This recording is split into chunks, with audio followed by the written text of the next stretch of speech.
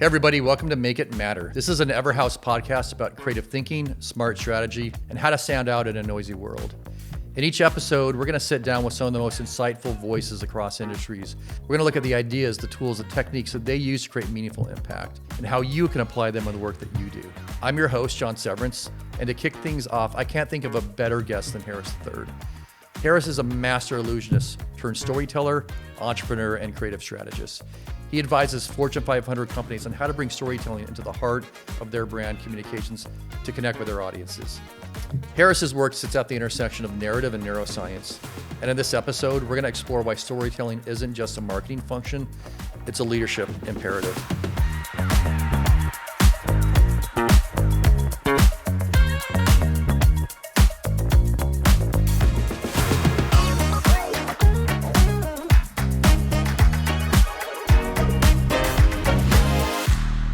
Our culture is so media saturated, it takes in 5,000 to 10,000 messages and ads a day. That's a lot of stories that we're being told. We're also literally told stories with words by others. Stories are also told in mediums that do not include words. There's nonverbal communication. Architecture is storytelling. Painting is storytelling. Photography is storytelling. So we're being told all these stories from a variety of sources. And then I realized we're also storytelling creatures. We are literally walking around all day long as human beings, telling ourselves stories to make sense of the world and how things work and to find meaning in our experiences. And we do this so much that even when we physically sleep at night, our brain is staying up all night long telling more stories. And so I thought, okay, well, if these stories that we're being told and the stories we make up and tell ourselves, what happens to those? They form these complex, powerful narratives. So behind every story that's told, internally or externally, there's an underlying narrative that's guiding our thoughts and beliefs and behavior. And I thought, whoa, if stories are this powerful, then those who tell them are the most powerful people in the world, which is what Steve Jobs said. The most powerful person in the world is the storyteller. So that's when I thought, well, gosh, if storytellers are this powerful, someone ought to be gathering them together to have a conversation about that power. So for me, I was like, is anyone doing this? Turns out they were, just not quite in the way that I was imagining. That's a long story, but it all started for me with Story 2016, that first event. My wife and I had to bet the farm, quite literally, on the risk of renting out a big venue and wondering if people were going to show up and trust us with our creative vision. And we lost money that year. About 450 people showed up. The next year, 800 showed up. Leaders from Apple and Google, Disney, Meta, Amazon, Cirque du Soleil, NASA, crazy. And sitting alongside all these artists and freelancers and owners of creative agencies and ad agencies and marketing agencies. And then they were sitting next to professors from colleges and universities. And it was just a diverse collective of people to have a 2-day conversation around the role that stories play in shaping the future of our world.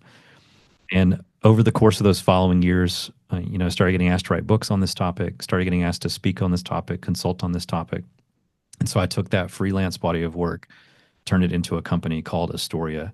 And now Astoria leverages the power of what we call the StoryOS, the operating system of the human brain, to help people grow in what we call narrative intelligence for the sake of them having more narrative agency over their life and more narrative influence in the work that they do with others. Because everything is story and every problem we face starts as a story problem, which means every solution to every problem we face begins with a new story. And so that's the focus of what Astoria is doing today. You're right. It's true, right? Story is how we think. Story is how we communicate, how we perceive information. So story as the operating system of the human mind, explain that a little bit more, like, that particular way of phrasing it. Yeah. I mean, some of it goes back to how I was saying we are quite literally story creatures. A great book on this topic is called The Storytelling Animal by Jonathan Goshel. And it talks about how we are quite literally creating fiction all day long to understand our pain, right? It's where simple narratives like I'm not enough can come from. Maybe a teacher who's having a bad day. Actually, we can have fun with that example. Is that okay? We have time to with this. Let's say I'm in 3rd grade or whatever, and my parents bring a new puppy home. They get me a puppy for Christmas. I leave my homework on my nightstand. The puppy gets to sleep in my bed. It gets the homework. And quite literally, I'm in a scenario where my dog has eaten my homework. I go to school the next day.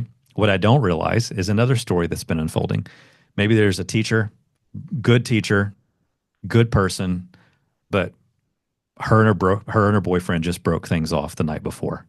The next morning, she was up way too late, crying, trying to make sense of the heartache of an ending relationship. She needs a little pick me up. So she puts a brand new dress on that she hadn't worn yet, that's been hanging in her closet. She goes to the Starbucks drive through to get a cup of coffee. The barista hands the cup of Starbucks coffee out the window, slips through her hands, spills on the new dress.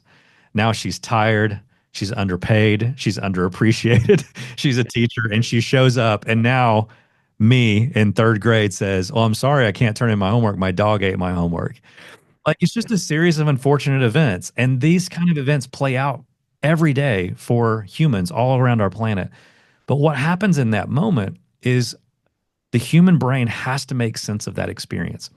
And if you're in third grade, you don't have the wisdom and the emotional capacity to make accurate sense of that story. And so we make one up. And so that moment when the narrative, teachers are good and safe, conflicts with the story, the experience, go to the principal's office, you're a liar, right? All of a sudden, my third grade brain goes, okay, well, teachers are good and every narrative drives behavior. So that didn't feel good. The only thing that must make sense is that I'm stupid. Like, see, you're never going to fit in. You're never going to belong here. School is dumb. Like, right? Yeah. And then we carry those narratives around for the rest of our lives sometimes without ever doing the work to heal them.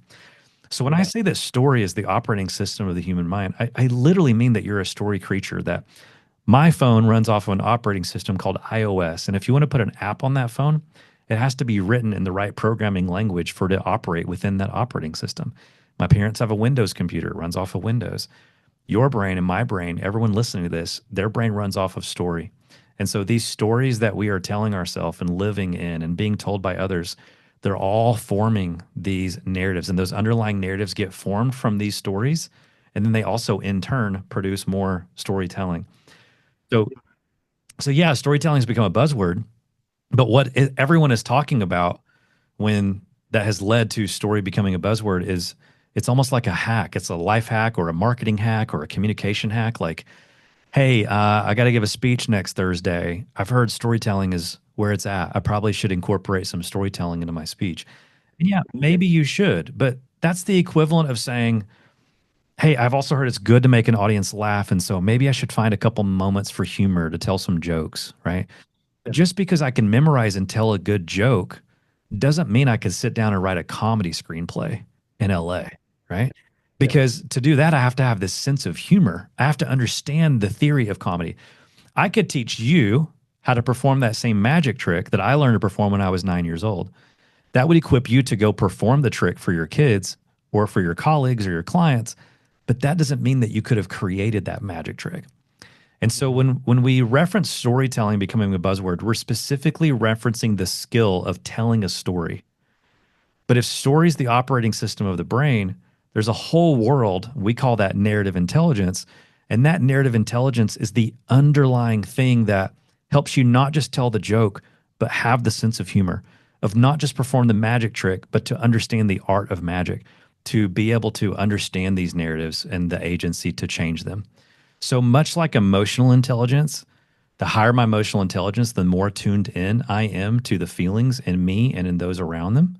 And that in turn gives me more influence over helping other people feel the way that I want them to feel, which is great when it comes to designing experiences. Narrative agency is an even larger category because it allows us to also include emotional intelligence within that same subject matter, but it's a bigger bucket. Because if I understand, oh, I just found myself in a story, or like right now I could pause and go, okay, I'm on John's deal. I really like John. He's a smart guy. I got to level up and sound super smart.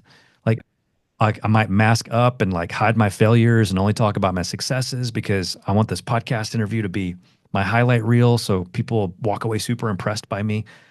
All of that is a story that I'm telling myself, but it might be outside of my conscious awareness. Carl Jung said, unless we make the unconscious conscious, it will direct your life and you will call it fate. So most people live their entire lives. They live a story thinking, oh, it's just fate. And even if they don't have the words to articulate that, they're living as if that's true. They are assuming that they don't have the agency. So if we can make the unconscious conscious, well, then that stuff that's sitting just below the surface that we're not paying attention to, we can rewrite that story and live the story that we want to live. So narrative intelligence is I don't even know that it's a skill as much as it's a capacity. It's a thing that we grow in that allows us to pinpoint, to see those stories, to change them, to recognize them. It's everything from informing me being a better storyteller in the way I communicate with others to sitting on a couch and watching a TV commercial and going, "Oh, interesting. They told this story, but this was the underlying guiding narrative that they were trying to get me to buy into." This is where we get into values work, right? Like your values inform the guiding narrative. What do you care about? What are your guiding principles? But there's always a singular guiding narrative that's at the heart of every brand, every culture. And if we don't know what that is, we're just telling a bunch of random stories, and those stories get out of alignment with each other. Got it. Yeah, that's great. Yeah, I think that's important. So let's say that we shift to, the story conference, and here you said you have people from Disney, Nike, creatives, musicians, tattoo artists, myself, right, an agency owner, and maybe to put it a little bit more of like a professional or a leadership context. This because we've been talking about like personal stories, family stories in a way, right? How does storytelling, the power of storytelling, the influence of story, all that, how does that start to play out in the professional world, especially with maybe some of the things that you've seen? I'm sure people have gone out from your conference and done amazing things through story. Yeah. Yeah. Well, you said it there at the end when I was talking. You said, "Yeah, I think that's really important." And that's why we do story and talk to these leaders about this because it is very important. Look, we're moving out of what was called the information age and we're moving into what is now called the imagination age. I don't know who these people are who decide these things. I should probably look that up. But they're have officially labeled it. We're in the imagination age now. And in the information age, the value is knowledge. Think about that. You have the Gutenberg moment in history, huge milestone. Now knowledge can be distributed at scale. Everyone else can understand how things work. We used to be in a very wow driven culture.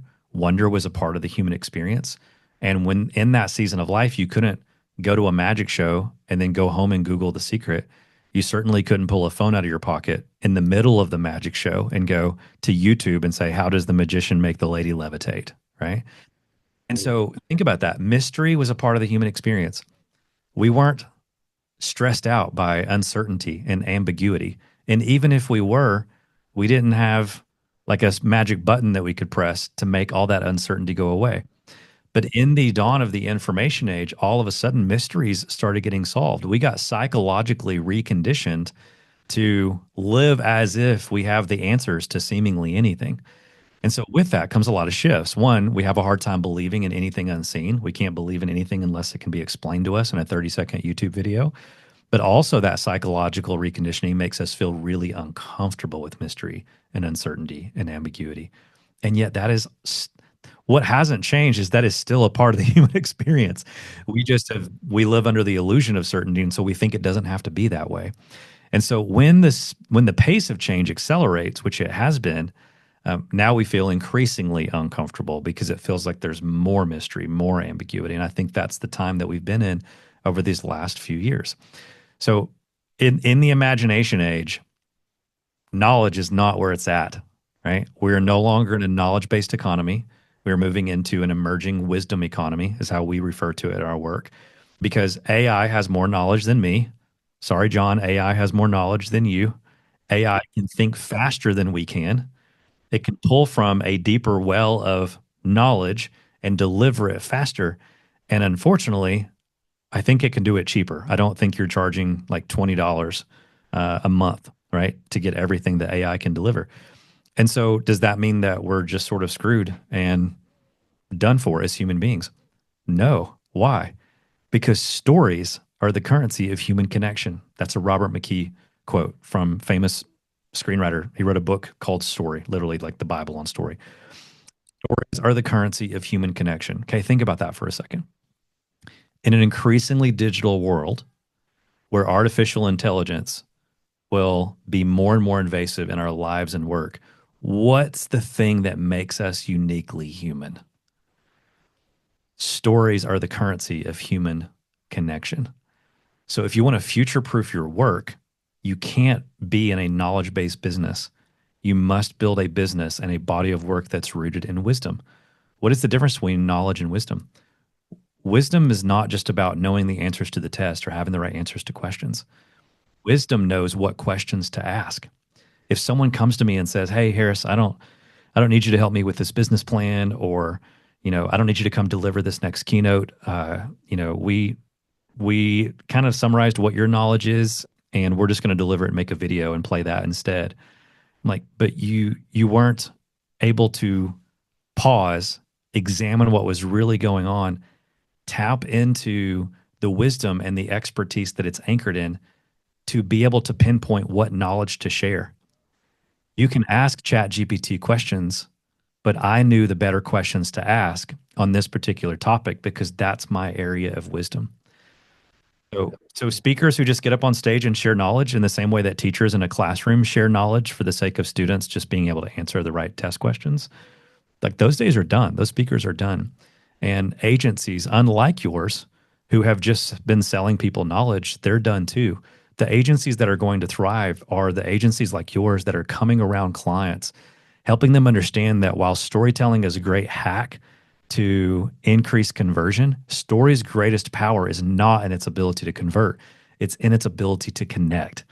And so, in a world that is increasingly digital and driven by AI, the people who understand how to drive human connection are going to be the ones who win. That is how you future proof your work, and it's how you future proof living a great story. How does a person cultivate his or her imagination? Well, what you're cultivating is not the use of your imagination, like whether it's active or not, whether or not you're using it. Everyone is, right? What you're cultivating is using that creative energy of your imagination on the right things. Are you using your imagination in productive ways or destructive ways? The answer to your question is you grow in narrative intelligence. So the dominant use of our imagination goes back to what narratives we are stuck in, right? If I'm living a life filled with, my last book was called The Wonder Switch because I loved the idea of using a switch as a metaphor for wonder. We come into the world with the wonder switch on. Somewhere along the way, that wonder fades, that switch gets turned off. So the position of that wonder switch is not what turns your imagination on or off.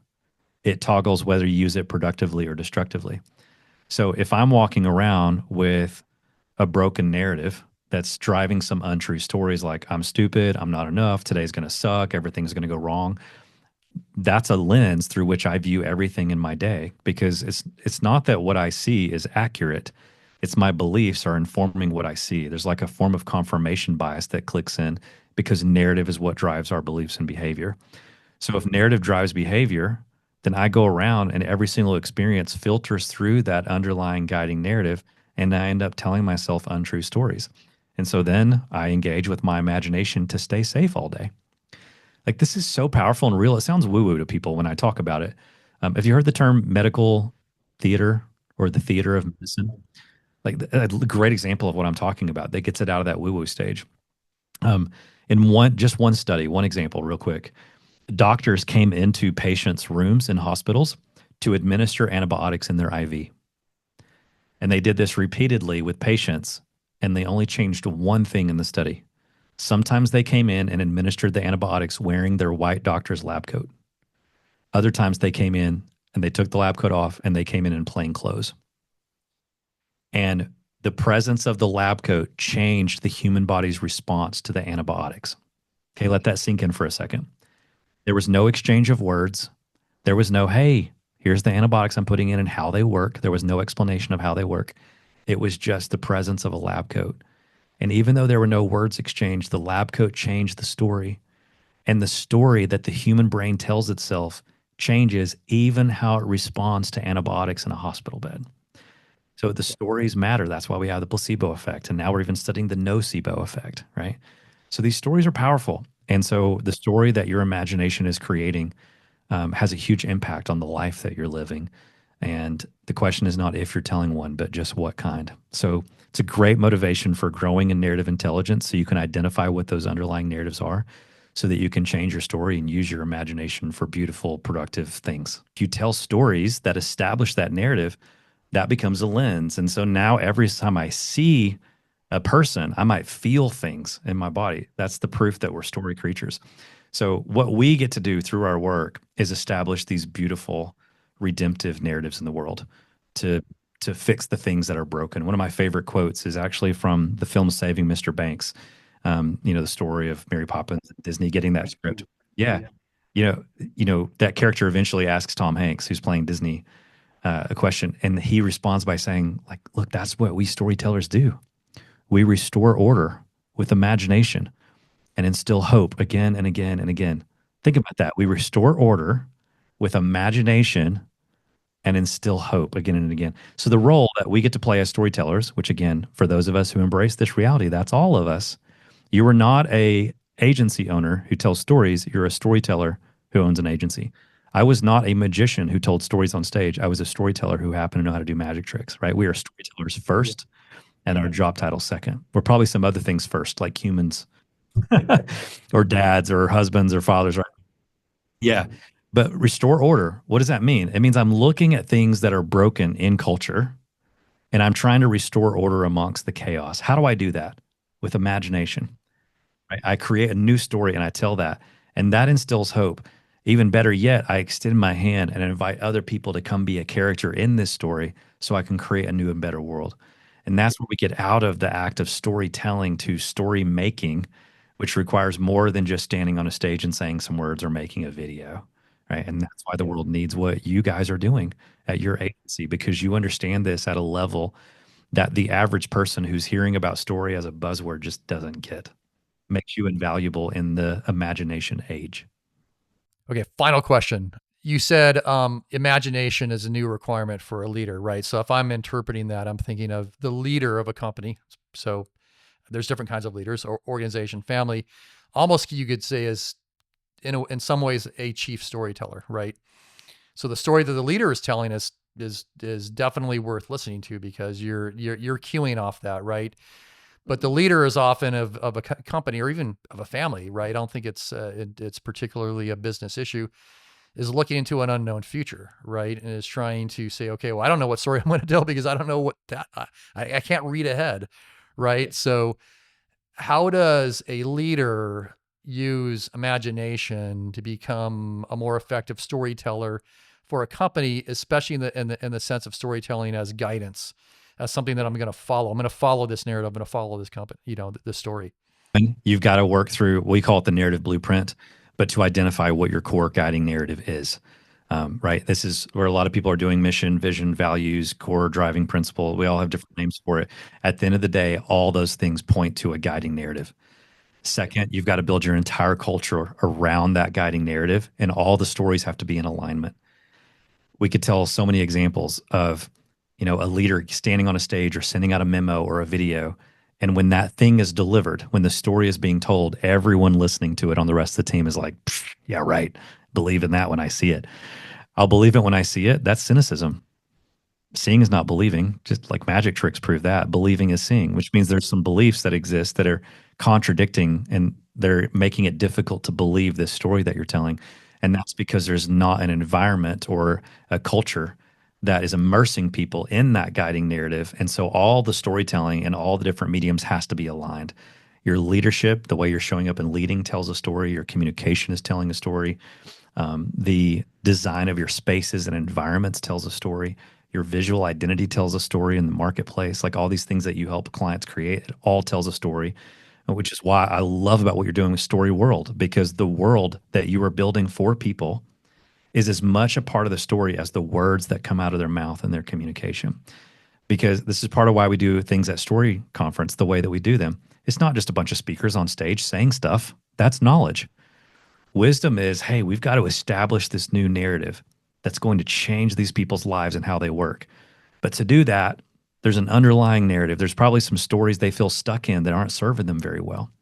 So instead of just telling them the news story, we're going to immerse them in the news story to make that news story easier to believe. So environments, world building, it all matters so much.